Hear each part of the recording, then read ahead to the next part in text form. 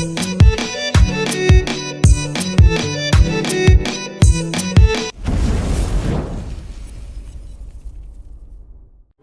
शहर की भागती और दौड़ती ज़िंदगी में जब मानसिक तनाव से परेशान होकर आप चाहते हैं एक सुकून भरी जगह और अपनी ज़िंदगी में खुशहाली, तो दोस्तों उन्हीं में से एक जगह आती है उत्तराखंड में स्थित Tungnath Chopta. Once again welcome. Hello दोस्तों, मैं आपका स्वागत करता हूं अपने YouTube channel Tour With First Step में। दोस्तों आज मैं आपको बताऊंगा उत्तराखंड का एकमात्र पर्यटक स्थल तुंगनाथ चोपता। दोस्तों यह एक ऐसा स्थल है जहां आप अपने ज़िंदगी को बहुत ही खुशहाल और अपने अहम पलों को और भी खास बना सकते हैं। अब यहाँ पर जो सबसे पहले बात होगी कि यहाँ पे पहुँचा कैसे जाए। अगर मैं बात करूँ नज़दीकी रेलवे स्टेशन तो वो है ऋषिकेश। ऋषिकेश से गोपेश्वर 212 किलोमीटर और गोपेश्वर से चोपता 40 किलोमीटर है, जो कि सड़क मार्ग से आसानी से जुड़ा हुआ है। और दूसरे रास्ते की मैं बात करूँ ऋषिकेश से ऊखीमठ, जो कि 178 किलोमीटर है। ऊखीमठ से चोपता 24 किलोमीटर ही है। दोस्तों आपके लिए जो मैं प्रिफेयर करूँगा कि आप ऋषिकेश से ऊखीमठ होकर ही आइएगा, क्योंकि ज़्यादातर यात्री यही रास्ता चुनते हैं। चोपता उत्तराखंड में केदारनाथ की अद्भुत घाटी में बसा एक छोटा सा गांव है, जो कि एक बहुत ही आकर्षक पर्यटन स्थल है। चोपता ट्रैक सर्दियों के मौसम में ट्रैकिंग करने के लिए भारत के अद्भुत और रोमांचक ट्रैकों में से एक है, जो बड़ी संख्या में ट्रैकर्स और पर्यटकों को अपनी ओर आकर्षित करता है। वास्तव में सर्दियों के मौसम में बर्फ़ से ढके हिमालय के पहाड़ी के बीच ट्रैकिंग करना जीवन के सबसे शानदार अनुभवों में से एक है, जिसमें आप त्रिशूल, नंदा देवी और चौखंबा की बर्फ़ से ढकी चोटियों के सुंदर दृश्यों को देख सकते हैं।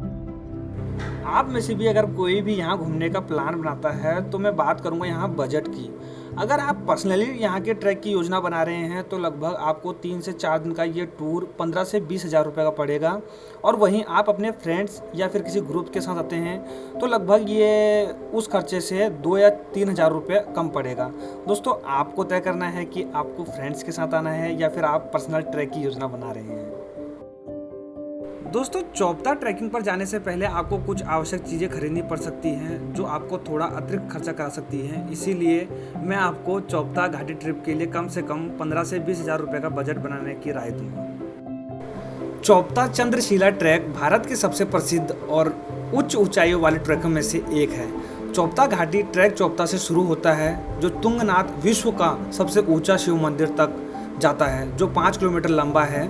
इस ट्रैक के दौरान केदारनाथ, चौखंबा, नंदा देवी और त्रिशूल जैसे विभिन्न हिमालय चोटियों के 360 डिग्री कोण दृश्यों को देखा जा सकता है। साथ ही यह क्षेत्र अल्पाइन वनस्पति की सुंदरता के लिए भी प्रसिद्ध है, जबकि ट्रैक का मुख्य आकर्षण भगवान शिव को समर्पित 1000 साल पुराना तुंगनाथ मंदिर है।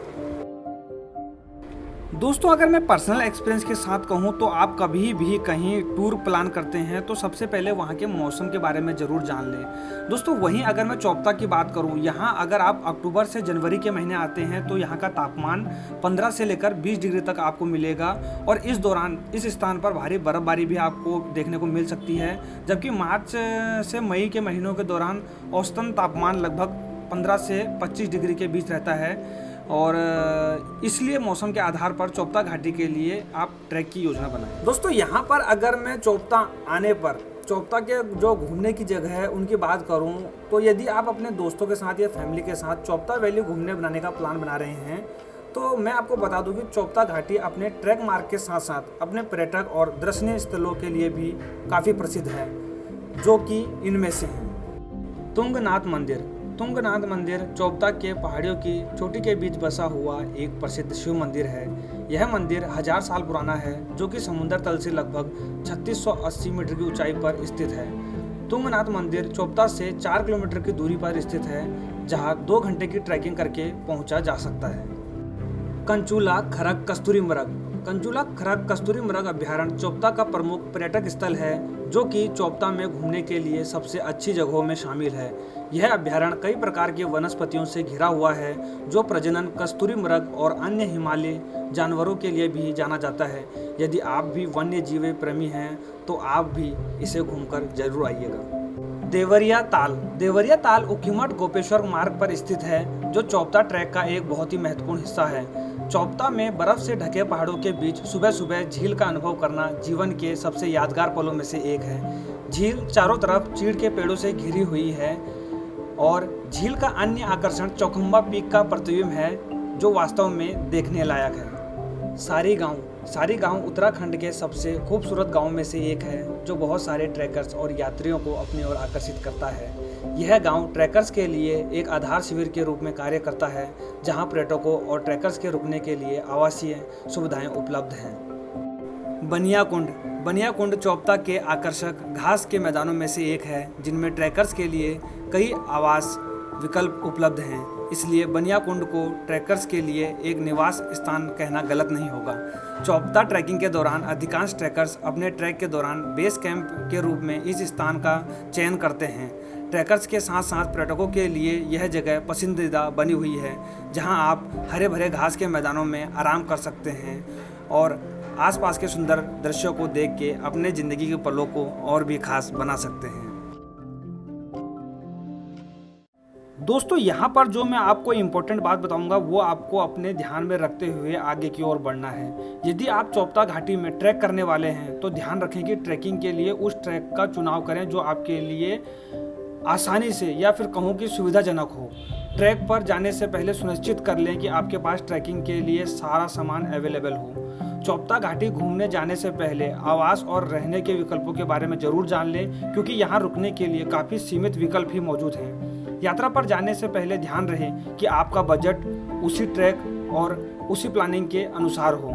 सबसे महत्वपूर्ण बात, चोपता घाटी में ट्रैकिंग करने से पहले यह अच्छी तरह जांच कर लें कि आप ट्रैकिंग और अन्य एक्टिविटीज़ में शामिल होने के लिए पूर्ण रूप से फिट हैं। चोपता वैली की यात्रा के लिए जो आपको पैकिंग करनी होगी उनमें से ये सामान आपके साथ जरूर होने चाहिए। गर्म कपड़े, थर्मल, ट्रैकिंग जूते, लंबी पैदल यात्रा के लिए लाठी, बारिश की जैकेट, दस्ताने, मोजे, ऊनी टोपी, sunglasses, toothbrush, toothpaste, lip balm और मॉइस्चराइजर, फर्स्ट एड किट जो कि प्राथमिक चिकित्सा के लिए बहुत जरूरी है। वहीं मैं अब बात करूं चोपता में रेस्टोरेंट और कैफेज की। जब आप चोपता में ट्रैकिंग कर रहे होंगे तो उस दौरान खाने के लिए आपके पास बहुत सारे विकल्प नहीं होंगे, लेकिन जब आप चोपता में रहेंगे तो उस दौरान आपको खाने के लिए विभिन्न विकल्प मिल जाएंगे। Shivansh cafe and restaurant Chopta और उसके आसपास के प्रसिद्ध कैफों में से एक है जहां आप कुछ स्नैक्स खाने के लिए जा सकते हैं। इसके अलावा जब आप इस कैफे में होते हैं तो चिकन स्लीजर और पैन आमलेट को चखना बिल्कुल भी ना भूलें। बता दें कि स्नैक्स के अलावा इस स्थान पर दोपहर के भोजन की भी सुविधा उपलब्ध है। अगर आप भी चोपता यात्रा पर आए हैं तो अपनी फैमिली के साथ या दोस्तों के साथ वहां होटल्स तलाश रहे हैं तो मैं आपकी जानकारी के लिए बता दूं, चोपता में सभी बजट्स के होटल आपको इजीली अवेलेबल हो जाएंगे जो कि आपकी सुविधा अनुसार हैं। और वहीं अगर मैं दूसरी ओर बात करूं तो GMVN गढ़वाल मंडल विकास निगम के बने बेस कैंप हैं, वहां भी आप रुक सकते हैं। यहाँ लगभग 500 से 1500 के बीच होटल्स हैं जो कि आपको इजीली अवेलेबल हो जाएंगे।